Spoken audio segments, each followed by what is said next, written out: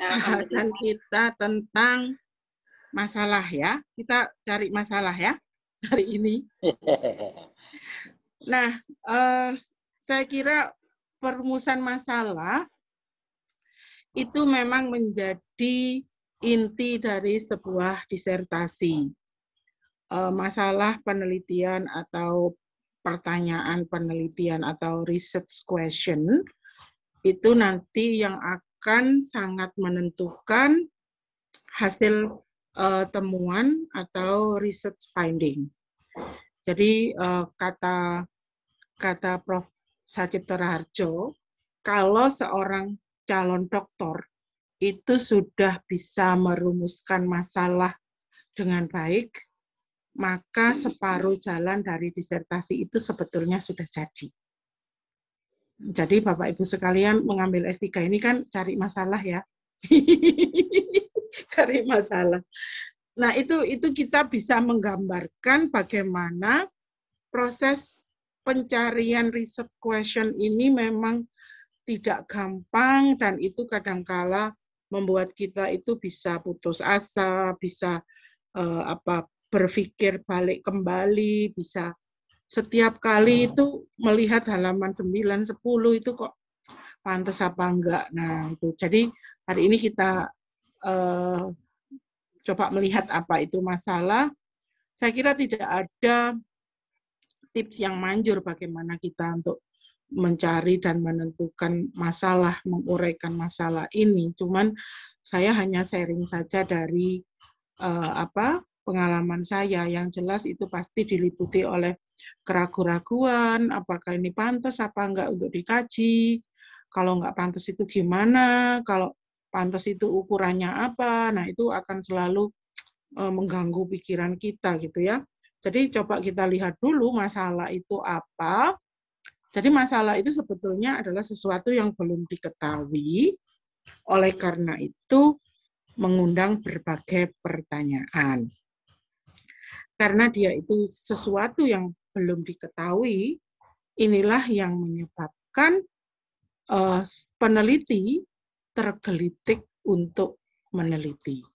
Sehingga peneliti ini mencari informasi yang akurat, serta data yang handal begitu untuk masalah atau menjawab masalah tersebut.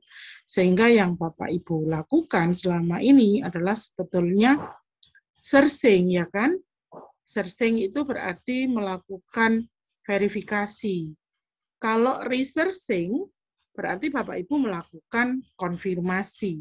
Jadi pada saat kita membuat proposal sebetulnya banyak ditentukan oleh kerajinan kita melakukan searching dan researching itu, sehingga pada saat kita sampai pada permasalahan atau inti dari disertasi kita itu, kita betul-betul sudah mempunyai bahan. Artinya kalau mau perang itu ya sudah ada amunisinya yang cukup. Nah, amunisinya itu ya ada pada kegiatan Bapak Ibu searching, researching itu. Selalu melakukan verifikasi, selalu melakukan konfirmasi, melakukan sintesa dari tesis dan antitesis, kemudian membuat sintesis. Nah, hal-hal seperti inilah sebetulnya yang sudah biasa kita lakukan. Karena sebagai pengajar kan sudah biasa melakukan penelitian. Cuman memang level S3 itulah yang menjadikan penelitian ini menjadi sangat kompleks. Nah, ini yang berbeda dengan level S1 maupun S2. Nah, kalau kita bicara masalah, research question itu beda dengan isu. Kalau isu itu kita runtut dari bahasanya, isu itu berarti dari bahasa Latin excita atau keluar.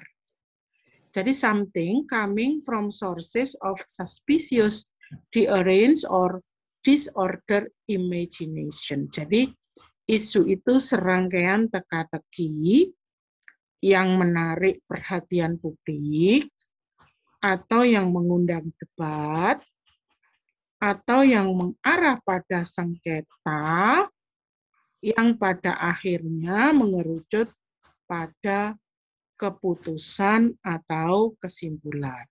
Oleh karena itu, kalau kita menulis penelitian, itu yang disebut di sana adalah rumusan masalah penelitian atau research question. Tapi kalau kita membuat legal opinion, itu yang disebut adalah isu hukumnya apa.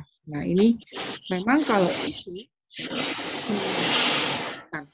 mengundang wacana pro dan kontra. Ini lebih seksi isu daripada masalah penelitian atau research question. Kalau research question itu jatuhnya itu pada hal-hal yang sangat ilmiah, tetapi kalau masih isu itu bisa saja itu opini yang terbentuk di masyarakat, atau juga bisa dikatakan pendapat-pendapat yang pro dan kontra yang tidak kunjung habis untuk menjadi wacana. Oleh karena itu, isu itu bukan research question atau research problem, tapi keadaan yang merujuk pada kepedulian publik atas suatu hal. Misalnya contoh isu, tapi bukan apakah isu hukum atau tidak. Isu yang sekarang masih hangat itu adalah tentang ghosting. Wah, ghosting itu hilang tanpa tanpa kabar. Ini berarti mahasiswa saya juga ada yang melakukan ghosting ini. Sudah beberapa semester tidak menyapa saya. Wah, ini saya di ghosting. Yang dilakukan Kaisang. Apakah itu menjadi masalah penelitian atau research question? Enggak, tetapi kalau menjadi isu, bisa menjadi isu, tetapi apakah itu masuk ke isu hukum? Belum tentu. Karena kemarin saya lihat di TV janji untuk menikahi, kalaupun itu tidak terwujud, itu tidak ada tidak ada implikasi hukumnya, berarti ya itu bukan isu hukum. Karena kan mungkin perbuatannya tercela, iya begitu ya. Karena kalau orang laki-laki itu yang dipegang kata-katanya, mungkin iya. Secara adat mungkin belum, karena lamaran resmi belum dilakukan. Kalau lamaran resmi sudah dilakukan, itu persoalan menjadi lain, harus diselesaikan menurut hukum adat itu. Tapi itu kan belum terjadi dan menjadi isu yang menggelitik ya, karena pelakunya anak presiden, kebetulan saja begitu ya.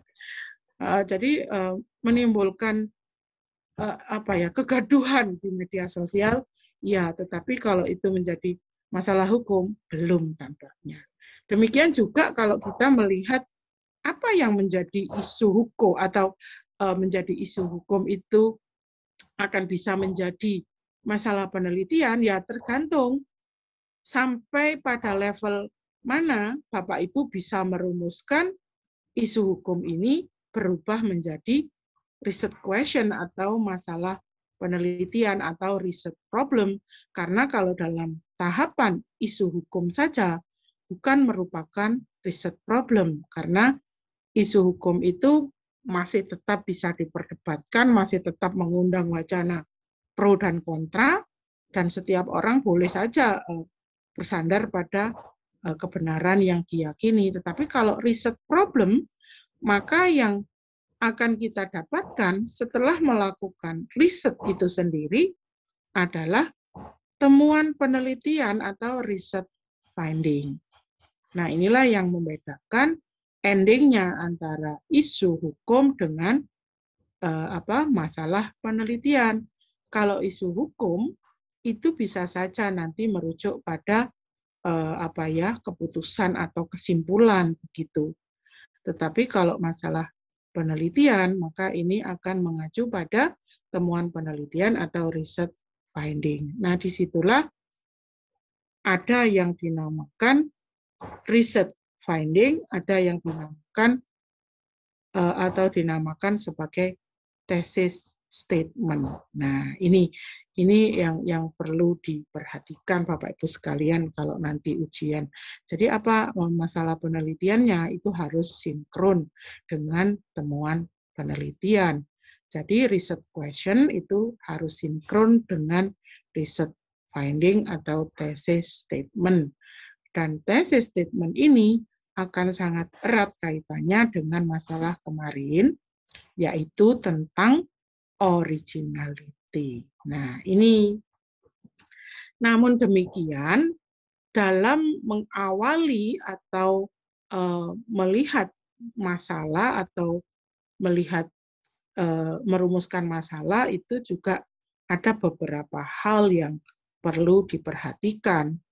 Jadi kalau kita awali dengan menemukan atau mengetengahkan isu yang kontemporer atau isu yang kontroversial, kemudian dinaikkan levelnya menjadi masalah penelitian, maka itu akan menjadi penelitian yang menarik atau eye-catching gitu. Berarti pertama, isunya harus kontroversial. Tetapi kita menaikkan isu itu menjadi riset problem atau riset question. Maka apa yang harus ada di dalam latar belakang? Yang pertama adalah tentu saja harus dikemukakan alasan pentingnya isu tersebut diangkat menjadi masalah hukum sebagai bagian dari pencarian jawaban yang bermakna bagi kesejahteraan manusia dan kehidupan yang beradab. Nah, disinilah kita akan mengalami kesulitan menentukan ukuran bagaimana hal-hal yang terkait dengan keadilan, hal-hal yang terkait dengan saya pernah membaca penyelesaian sengketa perdagangan internasional secara adil dan bermartabat. Nah, ini berarti kita itu walaupun mengangkat masalah penelitian atau research question itu kecil, tetapi implikasinya itu bisa sangat-sangat luas dan mendalam. Nah, ini salah satu ciri khas dari dari penelitian yang baik kalau menurut saya loh ya. Jadi tidak mengambil isu yang bersifat general, universal dan sangat besar, tidak, tetapi mengambil isu yang akan dijadikan riset question ini adalah isu yang kontemporer, yang menarik perhatian, yang menimbulkan kegaduhan, yang menimbulkan kontroversi, yang membuat kita ini secara hati nurani itu tergelitik. Nah, ini kan tidak gampang, Bapak Ibu sekalian. Saya percaya sekali Bapak Ibu sekalian pasti menemukan kesulitan-kesulitan pada saat menyiapkan riset question ini. Nah, yang kedua yang perlu diperhatikan di dalam latar belakang adalah masalah tersebut bukan masalah temporer dan sektoral. Jadi Bapak Ibu sekalian tidak melihat pada SOP, tidak melihat pada PP, tidak melihat pada penerapan. Tapi jauh dari itu.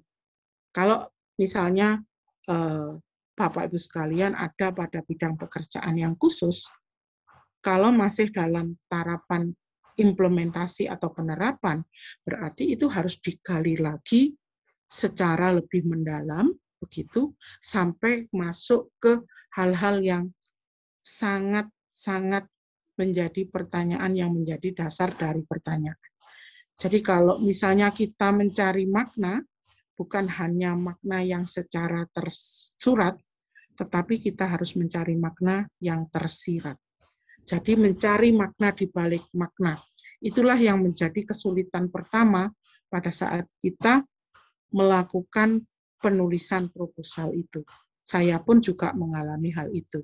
Kira-kira apa ya yang paling penting sekali atau kira-kira persoalan apa, akar permasalahan apa yang sangat penting dari topik besar yang ingin Bapak Ibu bahas itu. Boleh berawal dari kasus, tetapi kasus itu hanya merupakan entry point, Bapak Ibu sekalian. Ya enggak apa-apa begitu ya, memberikan contoh kasus yang terjadi, it's okay, apalagi kalau kasus itu merupakan putusan pengadilan yang memiliki implikasi luas begitu ya. Apakah boleh itu dinyatakan di dalam latar belakang? Boleh, tetapi hanya itu merupakan entry point saja. Poin untuk masuk ke akar masalah yang sesungguhnya. Jadi tidak persoalan apakah Bapak Ibu mau mencontohkan penerapan pasal dalam situasi yang nyata atau putusan pengadilan diceritakan, oh ternyata putusan pengadilan nomor ini nggak tepat begini, it's okay, boleh. Tetapi entry point saja setelah itu dari jalan masuk dari kasus itu, Bapak Ibu sekalian harus bisa membawa ke ranah teoretik dulu sebelum ke ranah filosofis.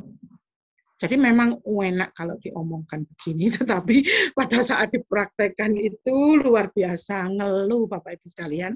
Saya pun juga begitu pada awalnya itu, waduh kok kayaknya semua itu penting, gini penting, gini penting.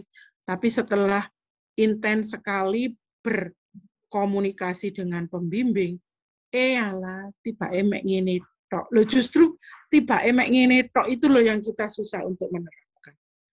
Waktu itu saya juga ingin bikin ini, ingin bikin itu, ingin bikin.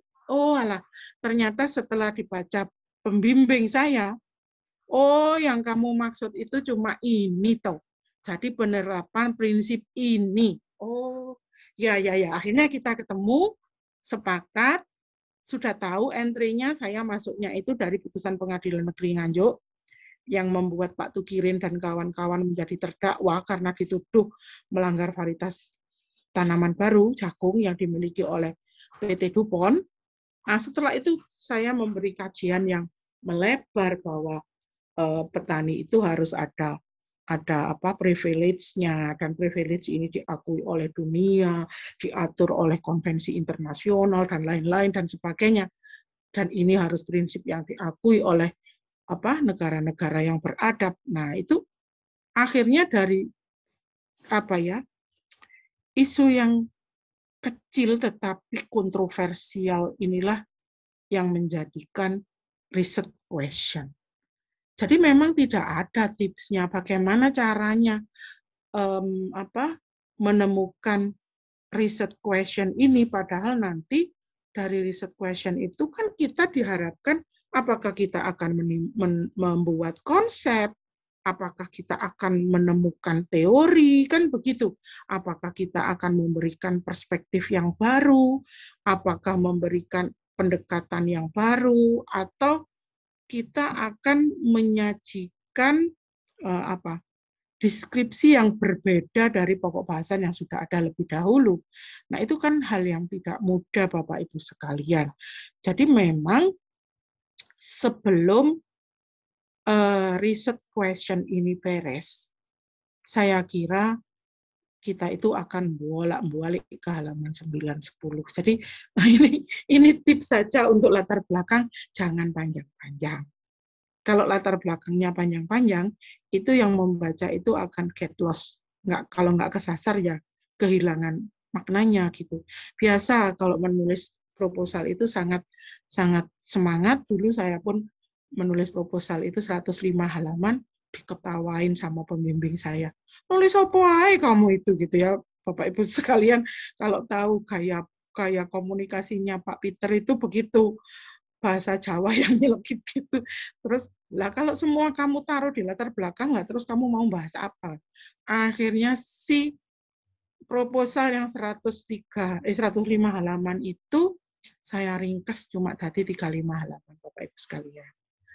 Jadi kita itu harus bisa berpikir secara brief and concise. Jadi singkat, padat, dan bernas begitu loh. Kalau dalam bahasanya jurnalistik itu nggak bertele-tele dan tidak keluar dari jalur apa yang harus kita sampaikan. Sampaikan saja apa yang harus Anda sampaikan pada latar belakang yang itu tujuannya bisa membawa atau memperluas pandangan dan mempertajam pandangan bahwa riset question ini memang layak untuk diteliti.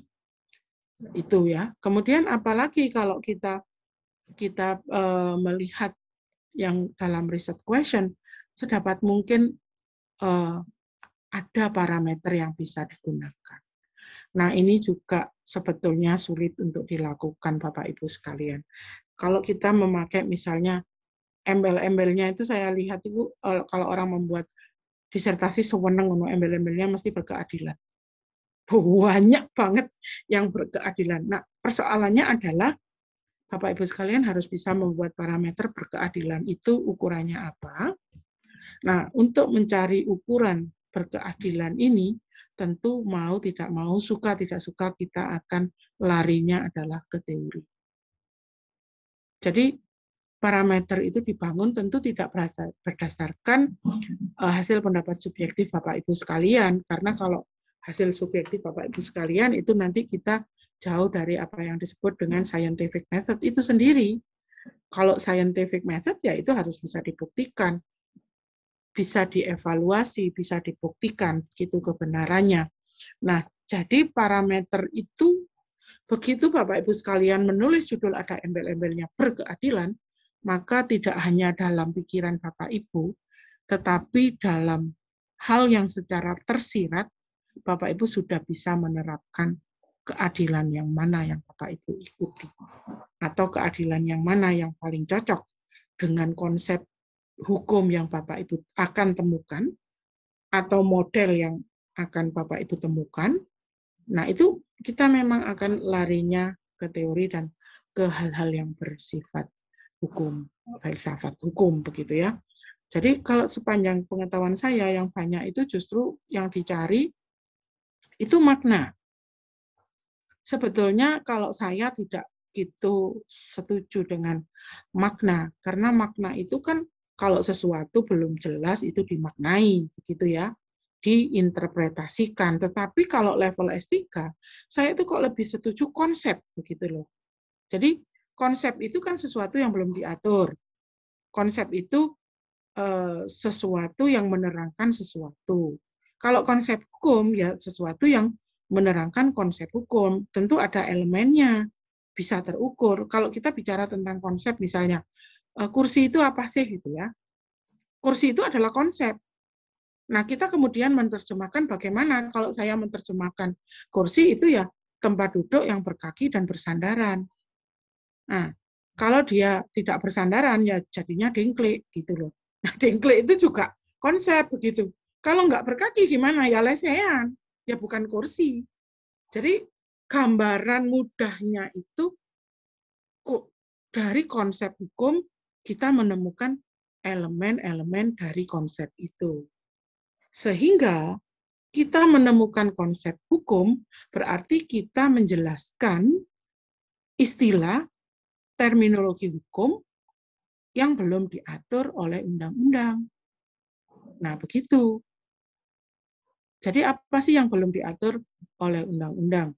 Misalnya konsep deferred prosecution agreement begitu ya. Deferred prosecution agreement itu adalah cara gampang untuk menyelesaikan tindak pidana korupsi yang pelakunya itu adalah perusahaan yang besar sekali dan kerugian negara itu besar. Jadi tidak ada tuntutan, tetapi si perusahaan ini langsung disuruh mengganti rugi. Itu kan di dalam konsep hukum pidana belum ada ya, Mas Alfon ya, deferred prosecution agreement. Silakan menemukan konsep itu, coba. Kemudian Anda melihat dulu, di Singapura sudah ada, di Jerman sudah ada. Di situ dilihat, ditarik. Apa sih elemen-elemen dari deferred prosecution agreement ini? Kemudian ditarik lagi ke teorinya. Apakah ini bertentangan dengan teori pemidanaan? Karena si pelaku ini tidak dipidana, tetapi dia diharuskan mengembalikan kerugian keuangan negara yang telah ditimbulkan, tetapi tidak ada penjatuhan pidana. Apakah tidak bertentangan dengan perluasan subjek tindak pidana. Nah, itu semua ditarik ke teori. Kita menemukan konsep, nah argumentasi kita ini, elemennya ini. Nah, dari situ kita punya apa yang disebut dengan hipotesis. Hipotesisnya adalah jika konsep ini diterapkan, dimasukkan atau dilegalkan dalam satu perundang-undangan, maka sistem peradilan pidana ini akan menjadi lebih cepat, efisien. Nah, ini akan sesuai dengan prinsip di dalam KUHP. Nah, gitu loh. Jadi caranya Bapak Ibu mencari konsep, kemudian melihat implikasi dari implikasi dari pengaturan konsep ini masuk di dalam aturan undang-undang. Kayaknya kok gampang ya, tapi enggak loh ya. Saya yakin sama sekali enggak gampang. Tapi tidak usah berkecil hati karena memang ya itulah dialektika keilmuan itu terjadi dari keraguan-raguan tentang kebenaran. Nanti balik lagi, oh iya ya tampaknya saya sudah menemukan sesuatu yang pas, jadi yakin. Kalau sudah yakin, nanti lagi orang lain lagi akan merasa, kayaknya ini nggak cocok deh, nanti akan berputar. Nah, demikianlah ilmu itu akan selalu berputar, Bapak Ibu sekalian. Jadi itu caranya mencari riset question yang nantinya itu akan menjelma menjadi riset finding, temuan penelitian, yang itu nanti akan sangat terkait dengan originalitas, dan itulah yang akan menjadi penanda tulisan Bapak Ibu sekalian dari tulisan yang lain. Nah, sekarang monggo kalau ada yang ingin ditanyakan dulu. Silahkan. Sebelum nanti kita melihat bagaimana caranya menentukan isu hukum itu sendiri. Kalau menurut saya selain pengalaman dan juga kita sudah mendalami persoalan itu, kita geluti sudah dalam waktu yang lama begitu, saya kira kita tinggal mengembangkan apa yang disebut dengan mind mapping itu. Jadi kalau Bapak Ibu sekalian tergabung pada pada ini komunitas kecil ini di dalam bidang yang sama, maka dari sekarang lakukanlah mind mapping. Hasil dari perenungan 2-3 orang itu lebih baik daripada sesatu orang, karena setiap orang akan memberikan kontribusi. Pakai saja model mind mapping, boleh yang snowball sampai yang sejauh-jauhnya, atau boleh juga yang seperti chevron itu bercabang-cabang seperti tulang ikan itu loh. Nah, itu boleh Bapak Ibu lakukan. Nah, tentu saja yang paling penting kalau menurut saya, riset question ini harus debatable. Karena kalau tidak debatable, maka kita akan berhenti di situ. Sudah, mati kaya kita, nggak bisa ngapa-ngapain. Silakan Bapak Ibu sekalian kalau ingin sharing dulu.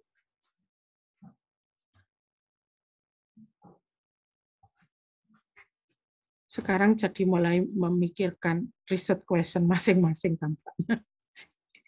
Dan saya yakin itu pasti menimbulkan kegalauan baru. Saya tidak menimbulkan kegalauan Bapak Ibu, tapi berusaha mengarahkan pada jalan yang benar. Gitu ya Bapak Ibu sekalian. Waduh, menerima ini kuliahnya Bu Yuli malah bingung. Jangan Bapak Ibu sekalian. Itu monggo kalau ini. Nggih. Siapa dulu? Mohon izin Bu Yuli. Monggo Mbak Bu Jundi, Mbak Retno, atau siapa dulu? Mumpung jaringan saya masih bisa pakai Ibu, nggih. Nggih, monggo.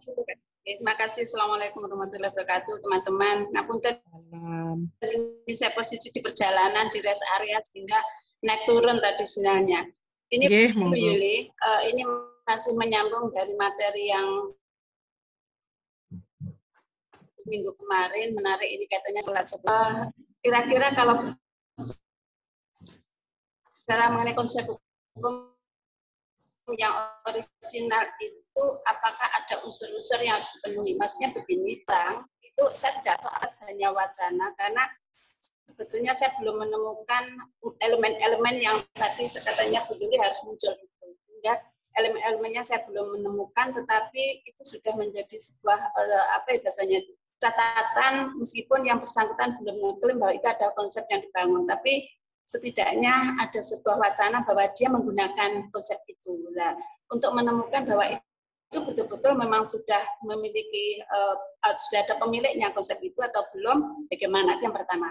Yang kedua, kaitannya dengan luasan atau cakupan dari sebuah konsep itu. Apakah konsep hukum itu memang harus bersifat universal? Kalau kita melihat bahwa hukum itu bersifat umum, seperti apa kata Lon Fuller begitu.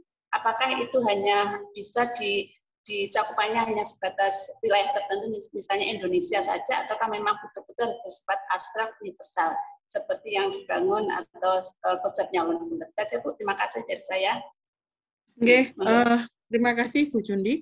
Jadi untuk pemilik konsep, sebetulnya itu siapapun bisa membuat konsep ya. Yang jelas begini, konsep hukum yang belum ada atau konsep hukum yang perlu diperbaiki, kan kita bisa melihat juga dengan dinamika masyarakat yang terjadi bahwa konsep hukum itu bukan sesuatu yang statis ya Ibu. Jadi bisa saja konsep hukum ini diperbaiki menurut kondisi yang kekinian. Sedangkan pemilik konsep, kalau dia tidak menyatakan bahwa itu miliknya, tapi kalau kemudian Ibu ingin memperbaiki, menggunakan atau memanfaatkan dari konsep yang sudah dibuat oleh orang lain, alangkah baiknya kalau menulis sumbernya tentu saja.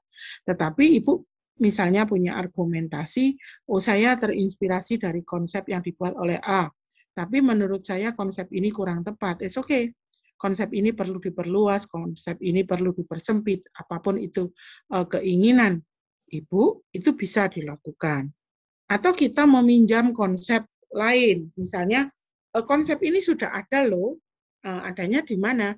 Misalnya di perjanjian internasional atau di konvensi internasional. Konsep ini boleh nggak dipinjam? Boleh, kenapa enggak? Gitu. Jadi mungkin ini juga langsung terkait dengan luasan Ibu ya.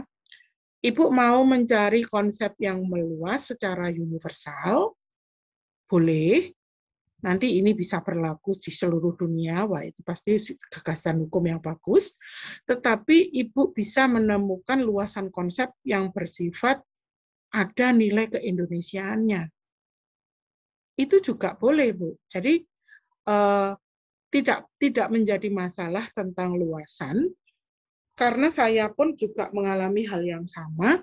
Kalau saya malah menurunkan dari konsep internasional, kemudian masuk ke ranah regional, karena saya melihat respon dari negara-negara yang lain tentang konsep itu, dan baru saya memilih konsep hukum yang kira-kira menurut penelitian yang sudah saya lakukan, itu cocok dengan konsep keindonesiaan. Jadi saya kira tidak menjadi persoalan Bapak Ibu sekalian. Kalau ingin membuat konsep baru yang bersifat universal atau membuat konsep yang bersifat tidak universal, bisa regional atau nasional bukan. Ini konsep yang Indonesia banget misalnya, ya nggak apa-apa. It's okay. Nah, kemudian untuk menurunkan elemen konsep itu sendiri, sebetulnya bisa didapatkan dari konsep yang sudah Bapak Ibu temukan. Nah, elemen konsep ini sekaligus yang pertama adalah bisa memperjelas konsep itu sendiri dalam konteks konsep hukum, bisa membatasi ya, seperti pakar begitu. Jadi pakarnya itu di urean konsep lalu diturunkan pada elemen, bisa juga memperluas. Nah, ini tergantung Bapak Ibu sekalian. Jadi seperti apa yang ditemukan dari research question Bapak Ibu sekalian, kemudian diturunkan menjadi elemen. Bahkan kalau mencari elemen itu saya sendiri loh ya merasakan jika kita melakukan dengan pendekatan perbandingan itu kok sangat enak loh. Karena kita bisa mengambil yang baik dari negara-negara lain. Nggak selalu harus pakai tradisi hukum yang sama, misalnya common law dengan common law, kemudian civil law dengan civil law. Enggak, bahkan saya jauh melintasi itu ke negara-negara bagian Skandinavia. Lah kenapa? Loh lah kan konsepnya kayak Indonesia banget ya. Dan itu kok kayaknya make sense gitu, masuk akal untuk diterapkan begitu. Karena ternyata negara-negara Skandinavia itu memiliki nilai-nilai seperti di Indonesia yang ya walaupun mereka tidak menyatakan sebagai Pancasila begitu, ternyata mereka lebih Pancasila daripada kita. Ya enggak apa-apa, kita bisa tarik konsep itu. Bahkan beberapa waktu yang lalu itu bimbingan saya dengan Prof. Thohir itu membenturkan konsep nasional dalam pandangan hukum Islam loh Bapak Ibu sekalian. Bisa loh itu terjadi. Jadi everything itu possible begitu. Jadi silakan Bapak Ibu sekalian melakukan eksplorasi yang seluas-luasnya, bisa menggunakan pendekatan yang berbeda-beda begitu.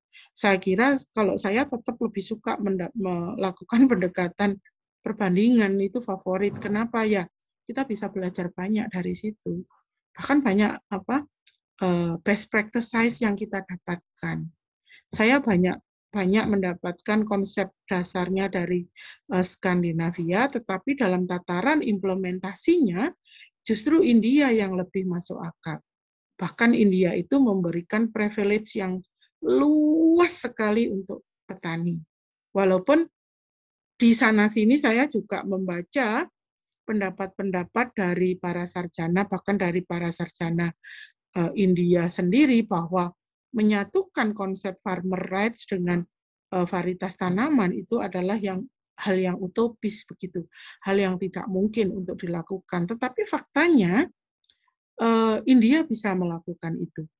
Bahkan India itu mengatur sampai detail sekali, bukan saja penerapan asas begitu ya, seperti misalnya asas prior informed consent atau asas benefit sharing. Kalau kita melihat misalnya undang-undang paten di Indonesia, itu kan lip service begitu, nggak jelas misalnya. Karena salah satu pasal di undang-undang paten itu menyatakan kalau ada paten yang didapatkan dari pengetahuan tradisional Indonesia, harus disebutkan asalnya. Cuman begitu saja. Tapi kalau di India enggak, mulai dari perizinan sampai sertifikasi hasil akhir dari pembudidayaan tanaman itu diatur. Bahkan ada juga jaminan untuk uji coba. Misalnya petani itu diberikan uji coba benih tertentu yang baru dikembangkan gitu ya, kemudian gagal, maka petani itu mendapatkan ganti rugi loh Bapak Ibu sekalian. Jadi siapa yang bilang impossible? Ternyata konsep yang dari Finlandia itu diaplikasikan secara sangat detail di India. Jadi bisa terjadi hal seperti itu. Oleh karena itu, saya tetap menyarankan jangan meninggalkan perbandingan. Banyak yang harus ada dan bisa dipelajari dari pendekatan perbandingan itu. Begitu jawaban saya, Bu Jundi. Mudah-mudahan bisa dipahami. Monggo yang lain. Nggih. Monggo yang lain kalau ingin bertanya atau saya Bu Yuliati. Nggih, monggo. Bu, saya kan mengambil tema tentang hukum agraria. Nah, kebetulan temanya tentang relevansi lahan pangan berkelanjutan dengan undang-undang perumahan. Di sini saya menggunakan acuan dari Undang-Undang Reforma Agraria masih sebagai dasarnya, ditambah dengan 8 pasal Undang-Undang Cipta Kerja yang baru. Nah, 8 pasal ini sangat bertentangan dengan Undang-Undang Agraria. Jika dalam perjalanannya kami melakukan penelitian, kemudian pasal tersebut saat ini kan masih rawan digugat oleh beberapa pihak. Nah, jika terjadi gugatan dan dikabulkan oleh MK misalnya, kemudian dibatalkan 8 pasal tersebut, sementara perjalanan penelitian sudah sedemikian jauh, bagaimana Bu ya? Apakah supaya tidak memulai lagi dari awal, kira-kira kisi-kisi apa yang harus kami lakukan untuk tetap jalan dan bisa up to date begitu Bu? Terima kasih Bu. Oke, berarti begini, kalau memang undang-undangnya itu rawan untuk digugat, tapi Undang-Undang Cipta Kerja kan sudah ada PP-nya Pak, beberapa, itu ada 50 PP kalau nggak salah, sudah jadi. Tapi anyway, kalau misalnya terjadi hal seperti itu, dari awal penulisan disertasi ini harus dibatasi, Pak Didit. Jadi disertasi ini membahas konflik hukum yang terjadi antara Undang-Undang Agraria dengan Undang-Undang Cipta Kerja yang sekarang ini. Berarti inilah existing law yang Bapak kaji. Apakah existing law itu nanti berubah atau tidak? Bapak tetap entry point-nya adalah konflik law yang terjadi antara UUA dengan UUJK itu. Tetapi paling tidak dari hasil penelitian Pak Didit, ini pasti kan nanti akan memberikan kontribusi baru pemecahan masalah tentang konflik perundang-undangan ini. Kalau nanti endingnya Undang-Undang Cipta Kerja ini dibatalkan, maka itu kan sebetulnya blessing in disguise. Tidak ada yang sia-sia kok dalam penelitian. Jadi asalkan memang Pak Didit memang sudah bisa memberikan ini kisi-kisi atau pagar gitu ya, bahwa saya meneliti existing law yang sekarang, benar-benar yang sekarang. Jadi Undang-Undang Cipta Kerja dengan konflik yang sudah ada di Undang-Undang Agraria. Ini juga sama Pak dengan Undang-Undang Paten, karena Undang-Undang Cipta Kerja itu kan melakukan satu, kalau saya mengatakan kesalahan fatal secara konseptual itu salah begitu, karena Undang-Undang Cipta Kerja itu boleh memberikan hak paten, tetapi tidak ada local working-nya. Padahal esensi dari paten itu adalah memberikan hak eksklusif, tetapi harus melakukan manufacturing. Local working itu harus ada. Nah, itu kan di dalam pasal berapa ya, kalau nggak salah 140 atau berapa, dan itu sangat bertentangan dengan Undang-Undang pasal 20 Undang-Undang Paten. Kalau nantinya itu berubah, misalnya pemerintah takut kehilangan muka begitu ya, kan bisa saja kemudian Undang-Undang Paten itu disesuaikan atau Undang-Undang Cipta Kerjanya disesuaikan. Ya tidak apa-apa, kita tetap aja bersandar pada ini, existing law inilah yang menyebabkan konflik hukum. Jadi tidak hanya di Undang-Undang Agraria, tetapi juga di Undang-Undang Paten, kemudian juga di Undang-Undang Jaminan Produk Halal. Karena apa? Nah, untuk sertifikasi, kalau di Undang-Undang Jaminan Produk Halal, itu kan merupakan kewajiban, obligation. Tetapi di Undang-Undang Cipta Kerja, lah kok tiba-tiba menjadi voluntary. Lah terus piye? Gimana ini maksudnya? Berarti kan mengurangi derajat perlindungan konsumen halal di Indonesia, di mana konsumen halal ini merupakan konsumen mayoritas. Nah, itu juga menarik untuk dikaji. Ya, memang Undang-Undang Jaminan Produk Halal itu di sana-sini juga tidak sempurna, tetapi bukan berarti kalau tidak sempurna kemudian bisa dilewati begitu saja. Kan janjinya itu sertifikasi merupakan keharusan. Nah, untuk UMKM memang diberikan keringanan-keringanan. Tetapi keharusan itu maknanya kan beda dengan voluntary atau sukarela.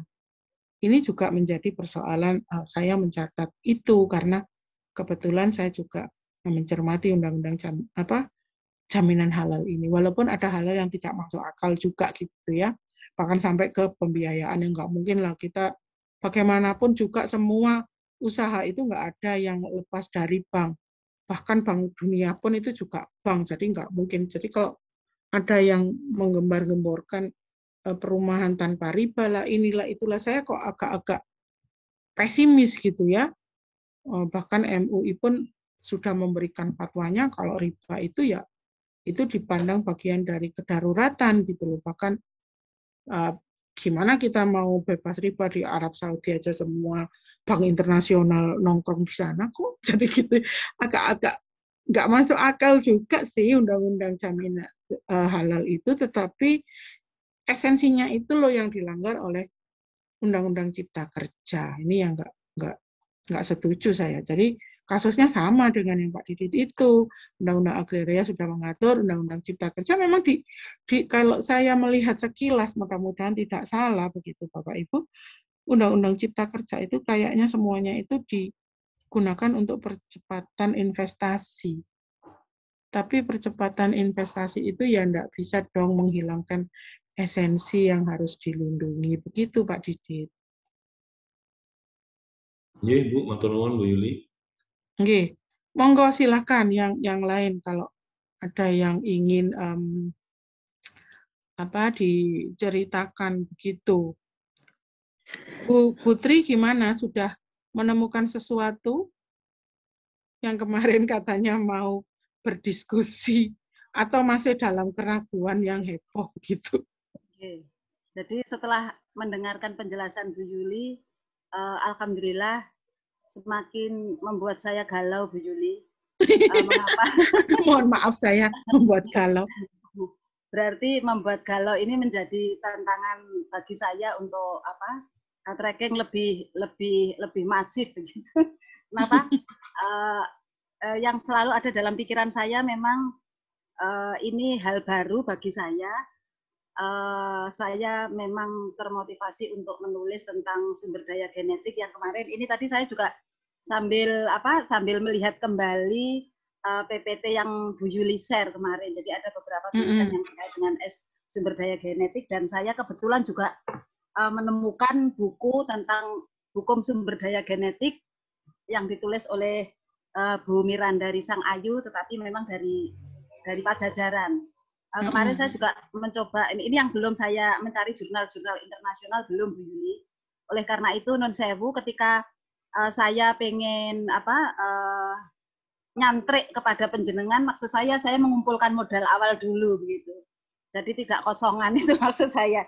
Sehingga ini tadi saya mendengarkan sambil berkerut-kerut ini sambil.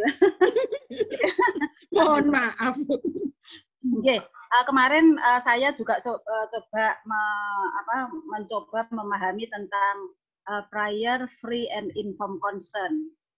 Ternyata ini berkenaan dengan hak dari masyarakat adat untuk menyatakan iya dan bagaimana dia bersikap ketika sumber daya wilayahnya itu akan digunakan, akan memberikan manfaat kepada masyarakat adat itu atau tidak. Itu yang masih coba mungkin bagian dari yang memang harus saya persiapkan dulu secara materi. Mungkin ada arahan Bu Yuli, saya ini beberapa hari ini juga memang mencoba menemukan standing point saya. Oke. Matur nuwun Bu Yuli, mohon arahannya. Jadi kalau GRTKF itu kan memang belum fix ya Bu ya di tataran level internasional, tetapi Putri bisa berawal dari pasal 8 CBD, Bu. Jadi Convention of Biodiversity pasal 8 itu kan ada banyak sekali. Kemudian juga bisa juga merujuk pada ini 12 action plan yang ada di Konvensi Bumi Earth Summit ya. Jadi itu juga ada beberapa hal yang bisa dilakukan sebagai pijakan untuk melihat pentingnya GRTKF ini. Nah, GRTKF ini kan memang ada yang in situ, ada yang ex situ kan Bu ya. Kalau yang in situ itu kan yang memang harus diberikan izin atau prior informed consent untuk komunitas masyarakat setempat. Nah, di sini kan memang menjadi persoalan. Kadang-kadang pada saat kita membahas GRTKF itu pasti orang bilang, Halah di mana-mana juga nggak dibahas begitu loh. Bukan persoalan itu. Terus ada juga yang bilang, loh itu kan kalau isunya itu cross border gimana? Nah, kalau menurut saya ya begini, kalau secara isu ini cross border belum ada aturannya, karena kita itu serumpun dari berbagai negara, misalnya saja persisian kita itu ada di Malaysia, Singapura, Brunei, kan begitu. Bahkan kemarin Komodo itu katanya berasal dari Australia kan, itu kan juga ada sangkutannya dengan GRTKF. Ya nggak usah baperan gitu loh. Menurut saya begini, senyampang yang bersifat cross border belum ada aturannya, ya sudah kita buat saja aturan yang melindungi dulu untuk kasus Indonesia. Kalau misalnya nanti apa yang kita lindungi itu ada beberapa hal yang bertentangan dengan hasil penentuan GRTKF, pelindungan GRTKF di Jenewa sana yang sampai sekarang pun masih dalam tataran WIPO Ministry Meeting begitu, ya tidak apa-apa. Nanti kan ada amandemen, kan bisa disesuaikan. At least yang kita miliki itu tidak bakal menjadi pokok sengketa, karena GRTKF ini merupakan emas baru ya, emas hijau kalau semua sumber daya alam yang bersifat energi yang tidak terbarukan itu habis, maka sumber GRTKF Indonesia ini luar biasa. Dan beberapa itu sudah diklaim loh oleh Malaysia. Nah ini kan daripada kita itu kosongan, tidak ada aturan hukumnya, dan faktanya memang undang-undang PT-EPT kan belum jadi juga, Ibu. Kan bisa dilihat dari situ. Nanti Putri bisa melihat RUU PT-nya ya, untuk pengetahuan tradisional. Bagaimana negara itu mewujudkan aturan hukum yang melindungi GRTKF kita. Apakah ada kekurangannya, apakah ada kelebihannya. Nah, Ibu bisa nanti menengok ke New Zealand, Ibu. New Zealand itu merupakan negara yang sangat menghormati pengetahuan tradisional Maori. Nah, dari saya dapatkan, karena kemarin saya mendapatkan hibah doktor, saya mendapatkan informasi bahwa di Maori itu memiliki sekitar 1.000 informasi pengobatan tradisional yang terkait dengan penyembuhan kanker. Nah, pemerintah New Zealand itu memberikan perjanjian secara formal perlindungan dari pengetahuan tradisional orang Maori. Ada dokumennya. Nah, itu kan kita bisa melakukan itu sebagai contoh bahwa ini loh, New Zealand itu sudah memberikan keistimewaan pada orang-orang, bukan hanya prior informed consent, tetapi sudah bagaimana kalau misalnya ada perusahaan farmasi yang masuk ke sana, kemudian mereka mengambil sumber daya genetik ini sebagai obat utama. Nah, ini kan rawan konflik juga, Bu. Nah, itu sudah diatur, gitu ya. Jadi kemarin kan rame-rame siswa SMA di Kalimantan Tengah menemukan akar bajaka itu loh. Nah, sedangkan itu kan bisa saja itu ditemukan di hutan yang itu wilayah Malaysia, why not gitu. Kalau diklaim Malaysia, gigit jari kita. Kan itu yang perlu didapatkan. Untuk sementara ya sudahlah, nggak usah yang cross border dulu, yang di dalam Indonesia aja dulu bagaimana.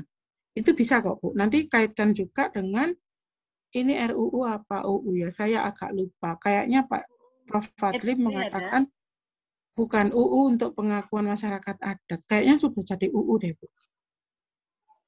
Saya agak lupa, kemarin dikasih tahu Prof. Fadli. Tapi Ibu bisa cek. Nah, pengakuan masyarakat adat itu kaitkan dengan perlindungan GRTKF. Ibu nanti akan menemukan konsep baru tentang GRTKF dan hak komunal GRTKF itu, Bu. Jadi begitu. Mudah-mudahan bisa tidak membuat galau lagi.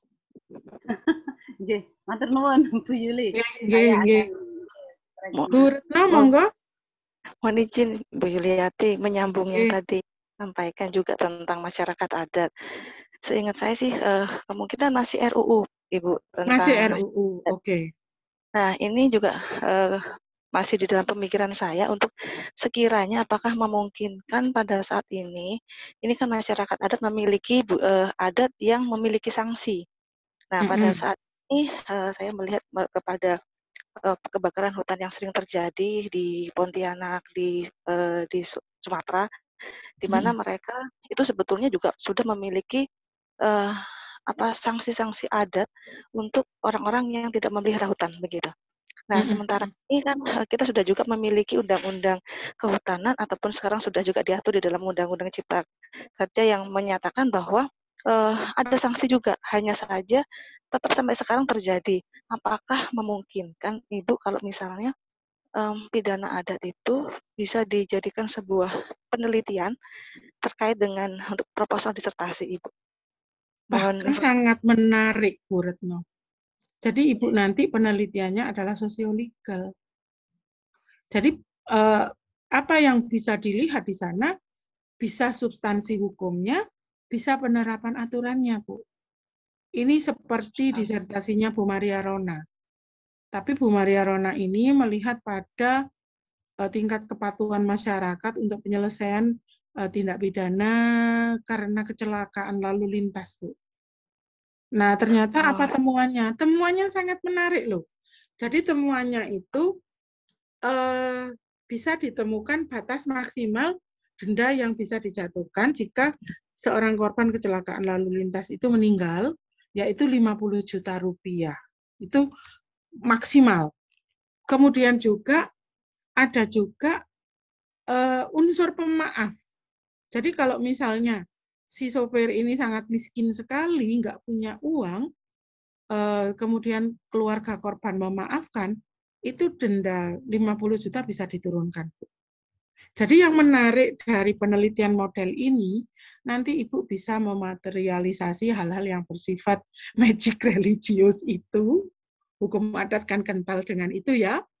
Sungguh Bu, itu menarik sekali. Kemudian selain mematerialisasi itu, juga ada satu konsep baru bahwa jika sengketa atau perkara pidana sudah diselesaikan menurut ketentuan hukum adat, maka bisa mengesampingkan aturan hukum nasional.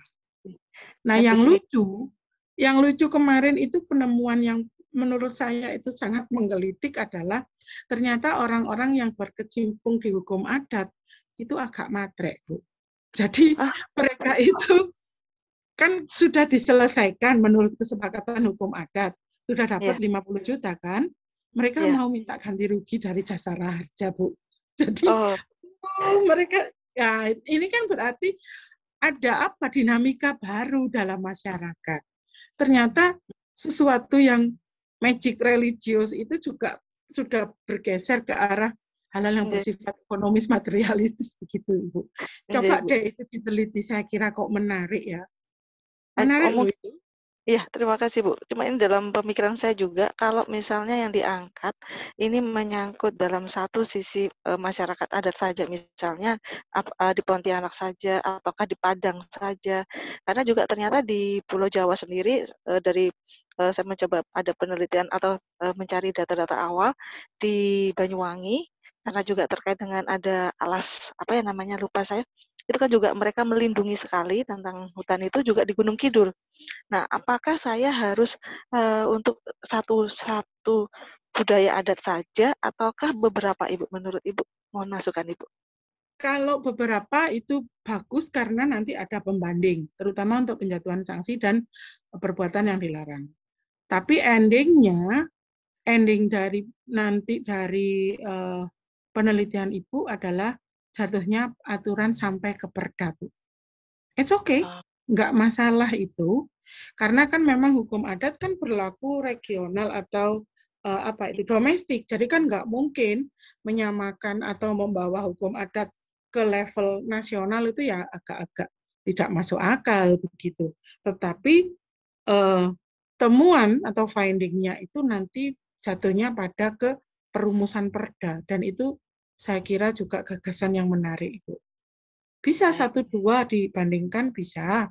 Seperti mahasiswa saya, Bu Emilda ini membandingkan antara pengobatan tengger dengan di Bali. Enggak masalah. Enggak masalah.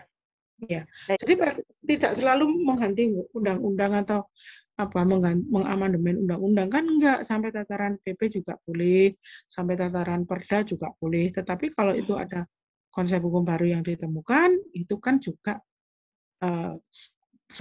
sudah ada, bahkan kontribusinya itu bukan abstrak, tetapi kontribusinya itu sangat real, Ibu. Menarik itu untuk ditahu. Ya.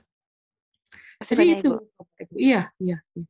Jadi semoga tetap galau Bapak Ibu sekalian. Kalau nggak galau nanti tidak ada curiosity. Nanti waduh kok kayaknya ini stuck begitu. Nah, jangan Bapak Ibu sekalian. Jadi harus search and research, melakukan verifikasi, melakukan konfirmasi terus-menerus begitu. Nah, minggu depan nanti saya coba aja memberikan bagaimana literatur review itu dibuat, kemudian theoretical review itu dibuat begitu. Nanti juga sebagai tugas Bapak Ibu sekalian. Jadi sebagai bekal tambahan untuk memperkaya wawasan begitu. Tetap masih sharing begitu. Saya juga banyak belajar kok Bapak Ibu sekalian. Nggih, apakah sudah cukup? Oke, Bapak Ibu sekalian, kalau sudah jelas begitu. Kalau tidak jelas ya bisa tanya saja kapanpun, karena email saya juga selalu on kok di situ, silahkan monggo. Maka saya akhiri sesi ini, sampai ketemu hari Rabu mendatang dengan topik yang berbeda. Terima kasih atas kesabarannya. Wassalamualaikum warahmatullahi wabarakatuh. Saya izin live dulu Bapak Ibu.